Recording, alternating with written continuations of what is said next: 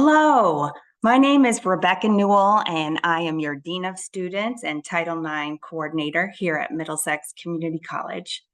As Dean, my role is to serve as your advocate in ensuring the college remains dedicated to the student experience and supporting an educational environment that is fair, civil, and conducive to teaching and learning.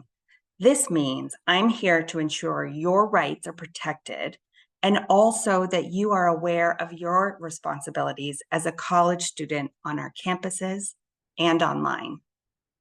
We're going to spend about 10 minutes together talking about our community standards, or in other words, a quick look at the policies and procedures you need to be aware of as members of this college community. While this is very important information, there are only a few of us that really get excited talking about policies, so I'm going to make this brief. I'm going to do this in just 5 more slides, so pay attention and we'll get through this together. The Student Code of Conduct is your guide to expectations. Here you will find all of the policies and procedures you need to be aware of. The code outlines potential violations and what happens if a student is suspected of engaging in these behaviors. Like most colleges, MCC aims to make this process educational. That said, all alleged violations of the code will be addressed thoroughly and sanctions are applied. So let's take a minute just to review where you can find this information. You'll see here the link to the student handbook. Is pretty easy to remember. I'm going to just stop share for a moment and bring up the front page. Here we go. This is the academic catalog and student handbook for 2023-2024. And you can find on the left, you'll just scroll all the way down to policies and regulations.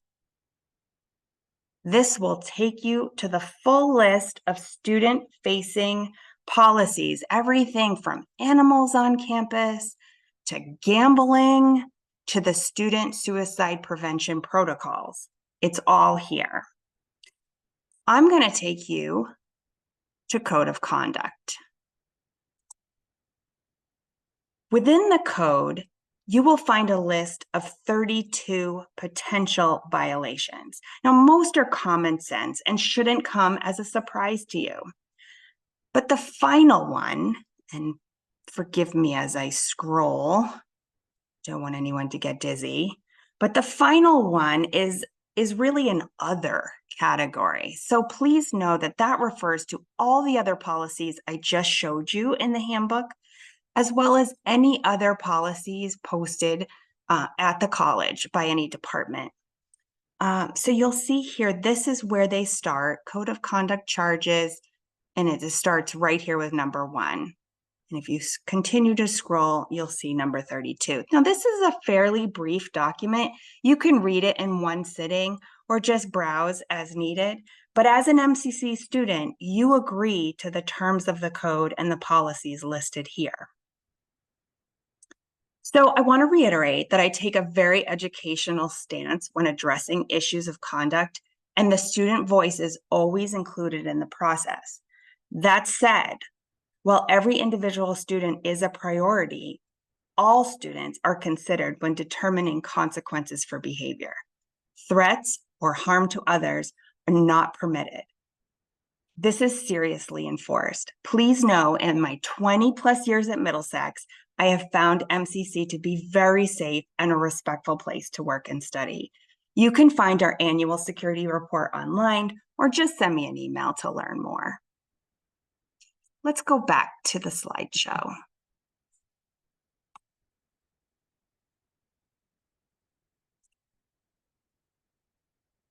Okay, so here we are. Slide number 3. Alcohol and other drugs.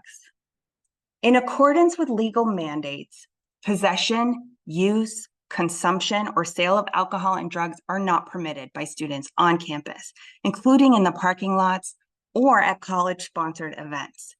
Even if you're over 21, you're not permitted to engage in any way with alcoholic beverages at these events off campus or on campus. And if you're under 21, your parents or guardians may be notified. Any student found with narcotics, psychedelic drugs, or chemicals or dangerous drugs on this campus, unless prescribed by a physician, will be subject to disciplinary action. Although Massachusetts law permits the use of medical marijuana and the possession, use, distribution, and cultivation of marijuana in limited amounts, federal law, including the Drug-Free Schools and Communities Act of 1989, prohibits the possession, use, distribution, and cultivation of marijuana at educational institutions. This includes products that are comprised of marijuana and other ingredients such as edible products. Marijuana remains classified as an illegal narcotic under federal law, and as an institution that receives federal funding, we're required to maintain these policies. Further, as marijuana remains classified as an illegal narcotic, institutions of higher education that receive this funding are prohibited from the possession, the use on their campuses or at their sponsored events. So note that even marijuana accessories or other drug paraphernalia may lead to conduct charges. These may include any device or equipment used for ingesting or inhaling or otherwise introducing the drugs into the human body. All that said, students who seek information, advice, or counseling regarding drugs are urged to contact the Wellness Resource Center for private support or referral. Students doing so who are not at risk of harm to self or others will not be reported for seeking that assistance. I introduced myself in the beginning as your Dean of Students and Title IX coordinator. Title IX is a federal civil rights law that prohibits sex-based discrimination in any school. Claims of discrimination, sexual harassment, and sexual violence, including Title IX offenses such as rape, sexual assault, domestic and dating violence, and stalking, shall be addressed under the college's policy on affirmative action, equal opportunity, and diversity by the college's affirmative action official and/or Title IX coordinator. In addition to investigation and resolution, these offices will assist in providing supportive measures to all parties involved. Specifically, under Title IX, pregnant and parenting students are afforded opportunities to continue their education with support and adjustments if required. To access this support or for more information about anything I've mentioned, please don't hesitate to reach out to me directly.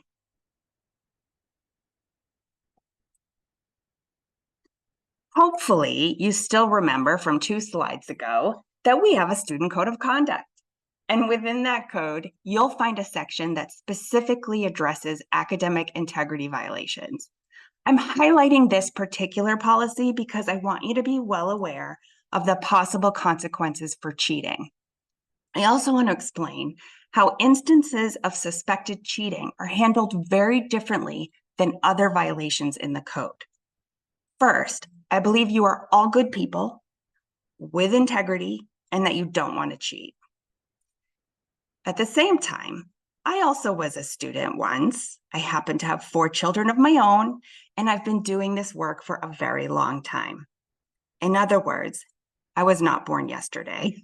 When stressed or under a deadline or other pressures, it can be very tempting to plagiarize or use an unauthorized source to complete your work. This is my warning to you. Don't do that. While you may have access to tools like ChatGPT and Chegg and Quizlet, and maybe you even use these even with permission in a previous school, you need to be aware that faculty and staff have access to these tools as well. We also have other detection software, and getting caught is no fun, and it may have very serious consequences. It's not worth it. Please submit your own work. As I mentioned, academic dishonesty is treated a little differently than other violations. In addition to being prohibited by the code, Each individual faculty member may establish their own policy around accessible use of sources, rules for citing, and consequences for cheating. Please read your syllabus so you know exactly what is expected of you. And at the college, we use a preponderance of the evidence standard. What that means is we only have to show that it's more likely the cheating happened than it didn't happen in order to enforce the policy. So please use the many tools at your fingertips to avoid cheating. Tutors in the Academic Center for Enrichment, library resources, or even go old school and actually have a real conversation with your professor. Believe me, they really want to help you. And last but not least, your rights as a student and as a human are well protected at Middlesex. Employees also have an expectation of conduct, and MCC expects professionalism and adherence with principles of ethics and integrity. If you ever feel that your rights have been abridged in any way, there is a student grievance process available to you, and I can help you in facilitating that. Policies and procedures can be intimidating, but they're designed to help. Your voice is an important one here, so please let me know if I can help it be heard. I want to end by giving you some important contact information. Right on your MyMCC portal, you'll find a complaint form and a concern form that when you fill those out and submit them, they go directly to me. And I typically respond within 24 hours. You can also email me directly at deanofstudents@middlesex.mass.edu. Oh, one more thing. I am actually looking for students right now who kind of have an interest in community standards and wish to participate on a student conduct board or a grievance board. If that's you, please let me know. You'll be trained well and given the authority to make important decisions in support of a safe and effective community. Thank you so much for your attention. Feel free to watch this again and again if you missed anything or if you just found it super interesting. Take care and be good.